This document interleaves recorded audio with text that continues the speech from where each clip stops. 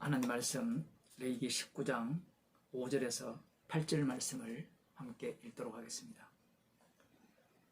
너희는 화목제 희생을 여호와께 드릴 때에 연납되도록 드리고 그 제물은 드리는 날과 이튿날에 먹고 제3일까지 남았거든 불사르라.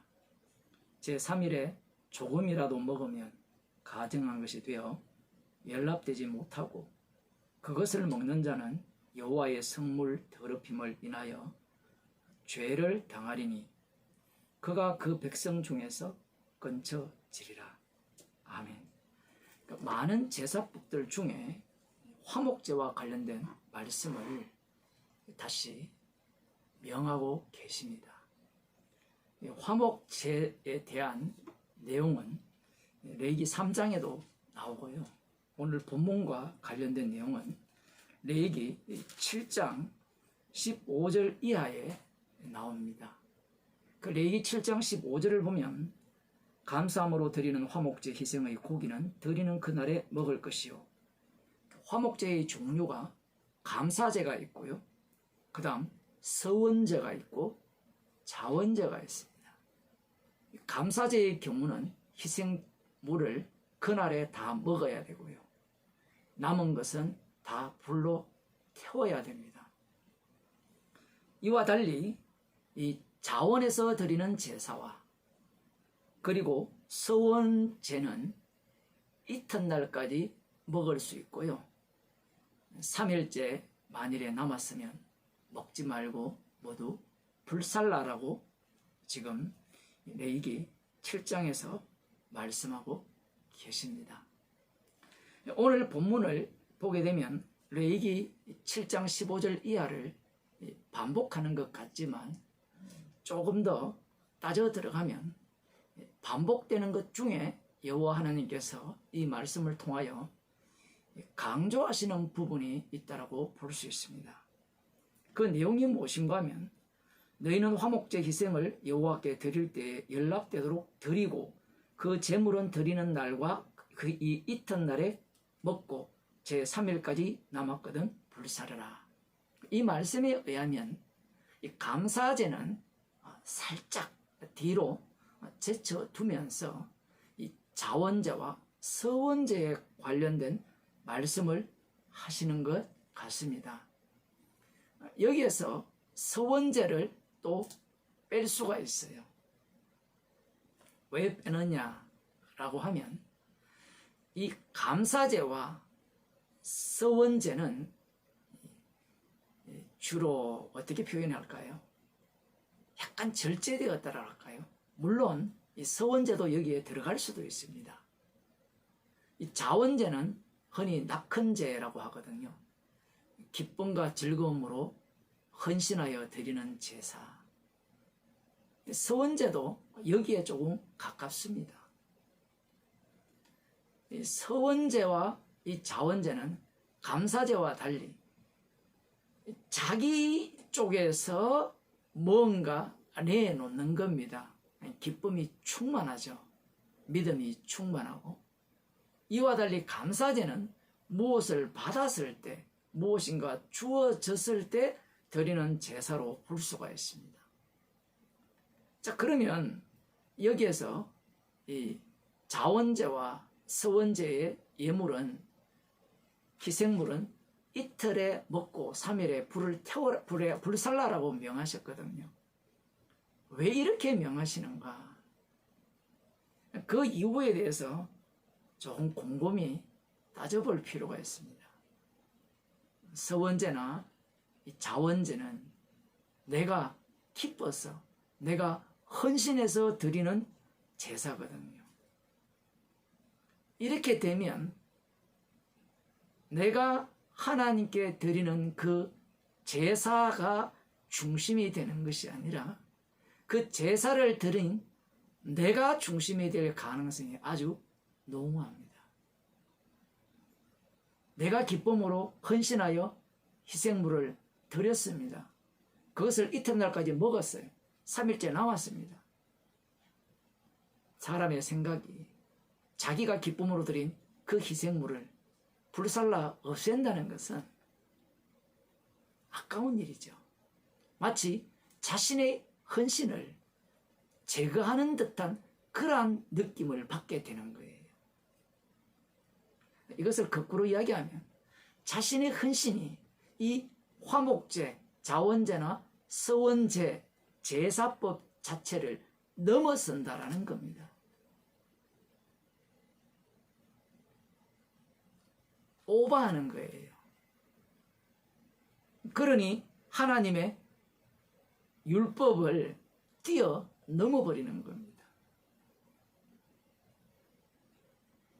이것이 뭐 그렇게 볼 수 있느냐 이렇게 생각할지 모르지만 우리의 신앙도 별반 다르지 않죠.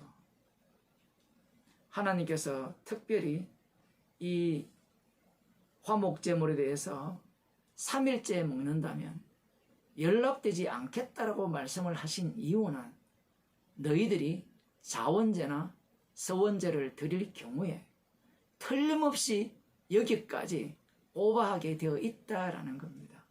내가 하나님께 기쁨으로 드렸는데 이 헌신을 하나님이 반드시 받을 거라는 겁니다. 비록 내가 이 율법을 범하더라도.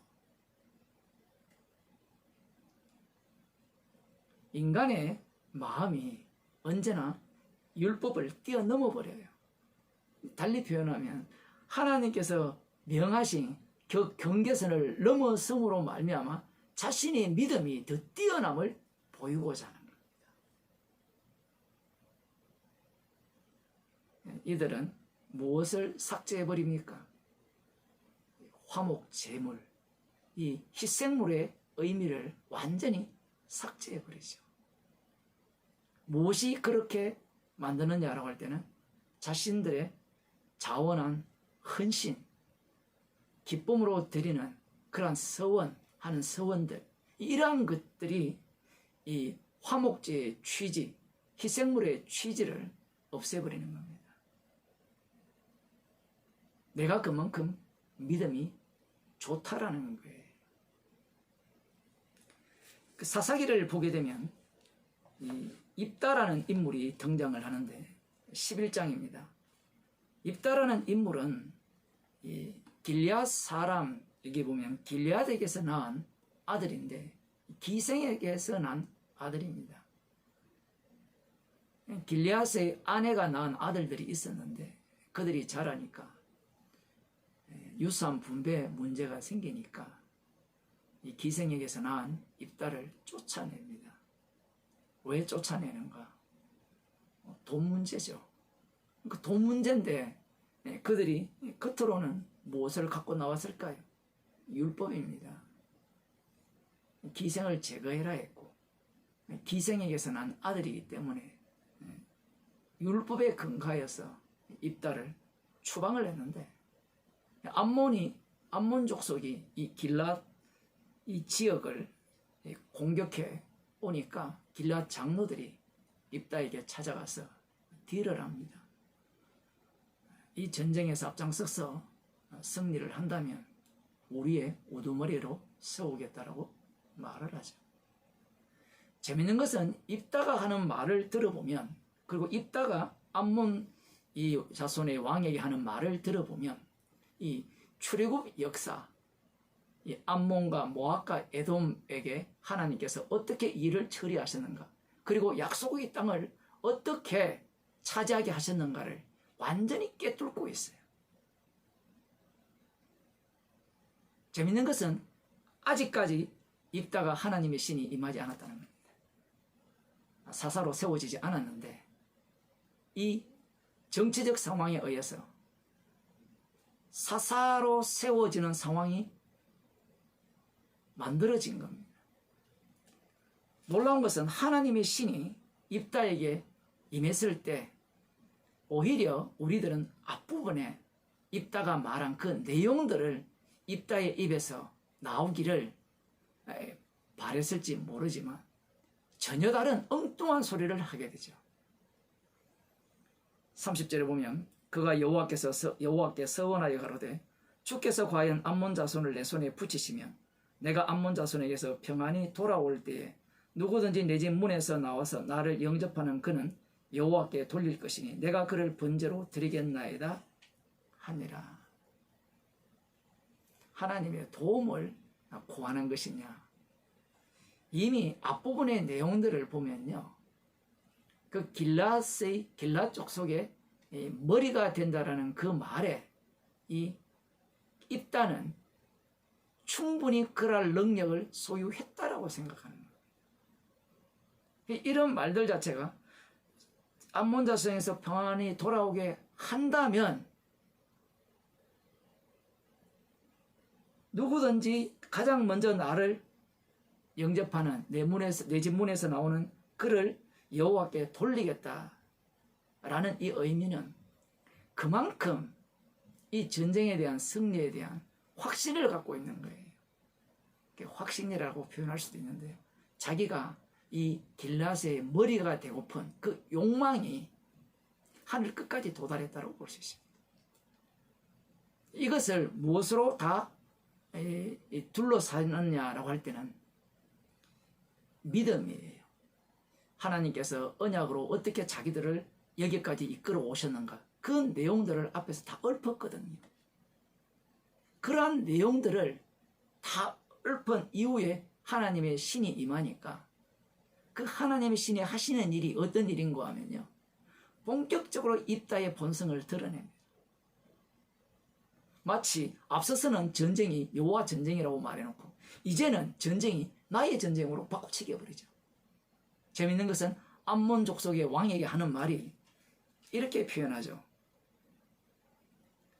나라는 주어로 바뀌어버립니다. 이스라엘에 대해서 대적했다라는 그 표현을 27절에 보면 내가 네게 죄를 짓지 아니하였거늘 네가 나를 쳐서 네게 악을 행하고자 하는도다. 이스라엘의 대표자, 벌써 자신을 이스라엘의 머리로 내세우고 있다는 사실입니다. 그러니 여호와 하나님께서 이 약속의 땅으로 인도하시고 이곳에 있는 아모리 족속을 멸망시킬 때 어떻게 했는가에 대한 믿음이 충만한 거예요. 그래서 하는 말이 여호와께서 평안히 돌아오게 하실 때 누구든지 내 집 문에서 나와서 나를 영접하는 그는 여호와께 돌릴 것이니 내가 그를 번제로 드리겠나이다. 완전히 기분이 너무 좋았어. 정신이 헷가닥한 그런 모양이에요. 결국 이 일로 인하여서 무남 동녀인 입다의 딸이 희생물이 되는 겁니다. 이러한 태도가 누구를 죽이는가? 하나님을 살해하게 되죠.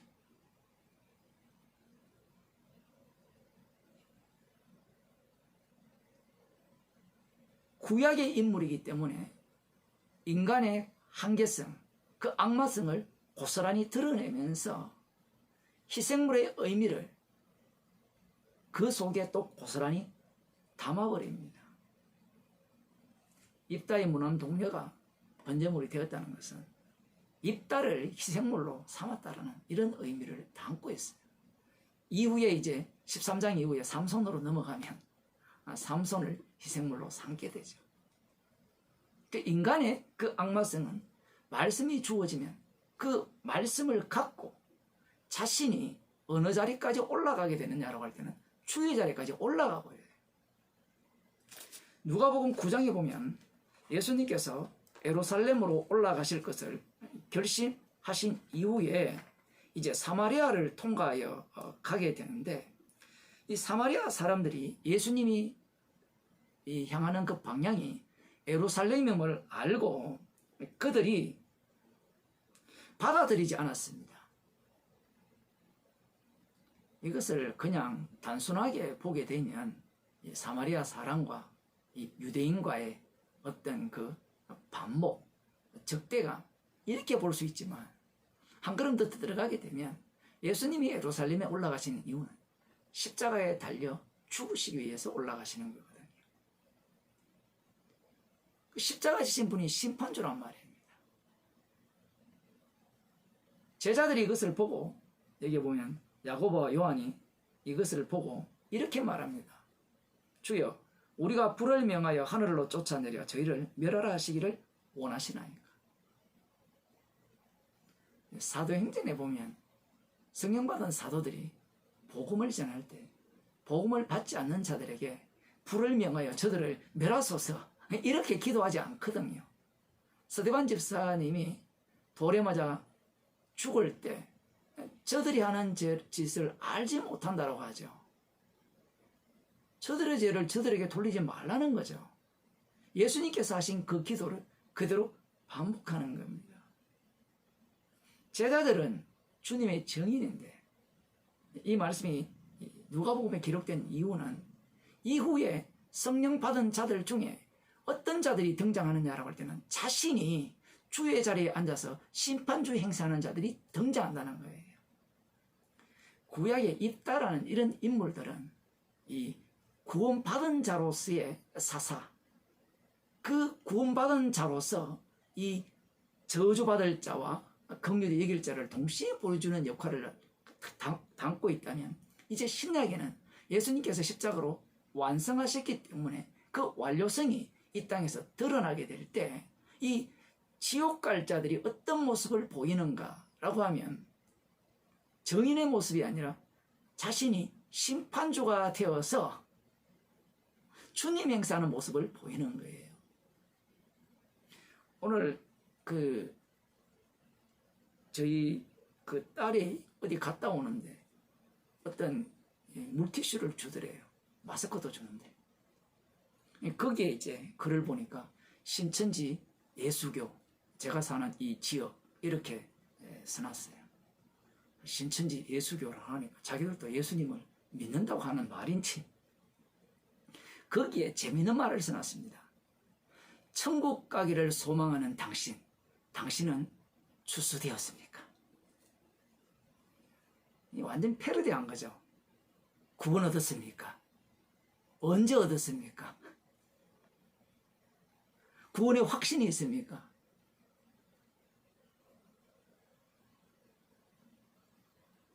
오늘은 또 제 유튜브의 댓글에 어떤 사람이 이사야 글이나 선지자 글을 갖고 와가지고 목사는 이익을 위해서 오늘날 목사들은 이익을 위해서 설교를 하고 교회는 다 썩었다.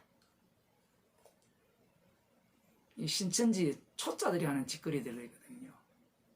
성경 구절을 갖고 와서 옳은 말을 하고 마치 정의로운 것을 외치면 뭔가 된 줄 아는데 거기에 복음이 하나도 없어요.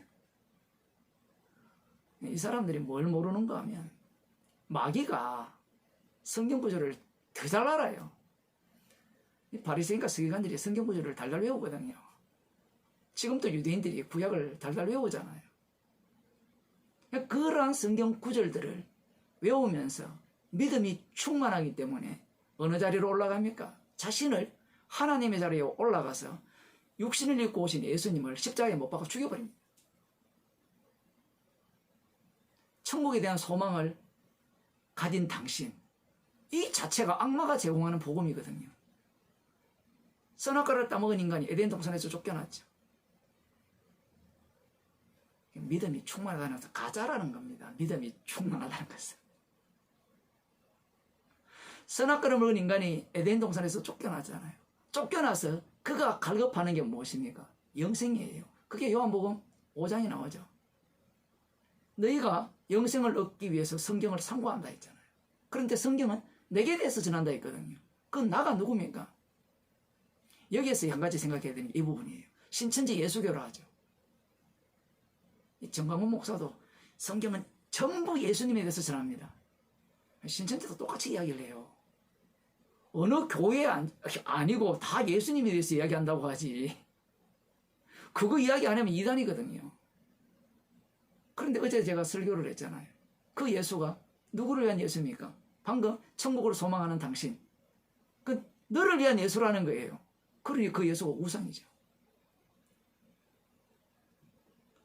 모든 인간들은 구원 얻기를 갈망하죠. 그래서 예수라는 이름을 끌고 와서 나의 구원을 이루어줄 예수라 그렇게 가르치는 겁니다. 물론 신천지는 자기 동네에 들어오면 구원이 있다. 추수가 되었다. 그 말도 안 되는 소리를 하고 있는데 수술을 자기들이 하고 앉았으니까 십자가를 완전히 무시해버리죠. 십자가를 빼버린 자리에 예수 이름을 집어넣는 거예요.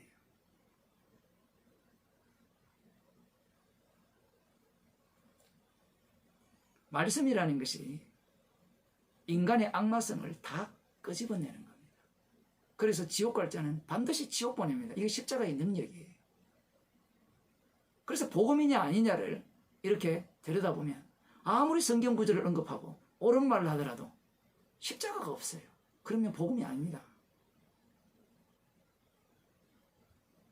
구원의 능력이, 심판의 능력이 십자가에서 나오거든요. 성도는 십자가의 증인일 뿐이에요. 자기 자신이 나서서 어떤 사람을 구원하고 구원하지 못하는 일은 없습니다.